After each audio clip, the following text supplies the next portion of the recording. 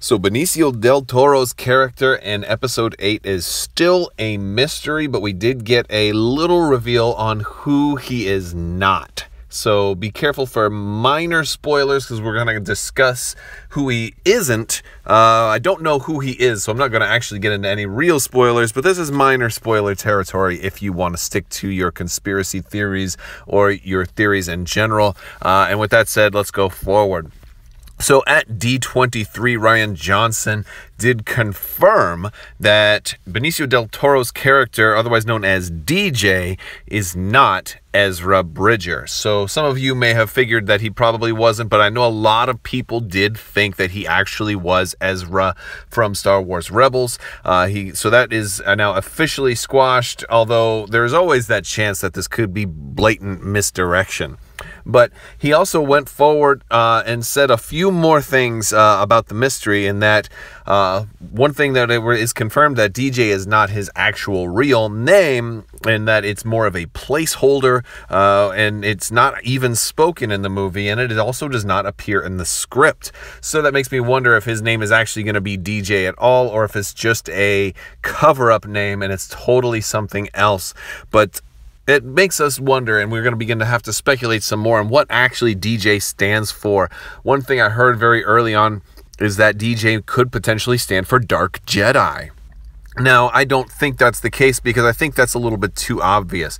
And I think that if it is a placeholder, then it is probably completely unrelated to who he actually is. It could stand for some type of Darth, like Darth Jeff or something like that, but I don't think it's going to stand for anything that's D or J.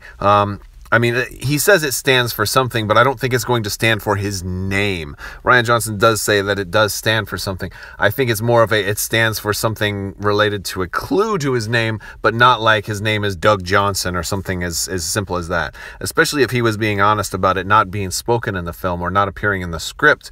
They're going to have to refer to this guy as something. So if they don't say DJ in the movie, or if they don't refer to him by his actual name, then maybe they'll refer to him as maybe his relationship to somebody else. So, for example, if he were the Emperor's son, and I'm just throwing this out there as an example, I don't think he's the Emperor's son, but if he were the Emperor's son, they might say, you know, well, it turns out his father was actually somebody you know. His name was Palpatine. Bum, bum, bum. And, you know, and like, so this way they're not saying his name in the script. But I'm just speculating here. The interesting thing here is, though, that we do have confirmation that he's not Ezra. He is not connected, and they say he's not connected to Star Wars Rebels, at least not in any major way or any kind of significant way. So that's kind of a big deal. So I'm curious what you guys think about this. Do you have any speculation on who he is, or do you think he's pretty much an all-new character? My personal belief is that he is going to be connected to the Star Wars universe that we know and love from the Galactic Civil War timeline in some way, but not such an obvious way like he's actually Boba Fett crawled out of the pit, or maybe Boba Fett's son. I don't know if he'll be directly related that way, but I think there's a chance that he might be, you know, like a disciple, like a student of somebody who from the, like maybe a disciple of the school of Tarkin, or something like, you know, or maybe somebody who trained under Thrawn, or something related to the Galactic Civil War time frame, but not necessarily a direct spawn from it. But that's my idea, and I also think that if his identity is indeed a mystery, then that will actually be one of the revelations that they save for episode 9. So I don't think we're even going to find out who he is in episode 8 at all. I think it's going to be shrouded in mystery, kind of like Rey was in episode 7.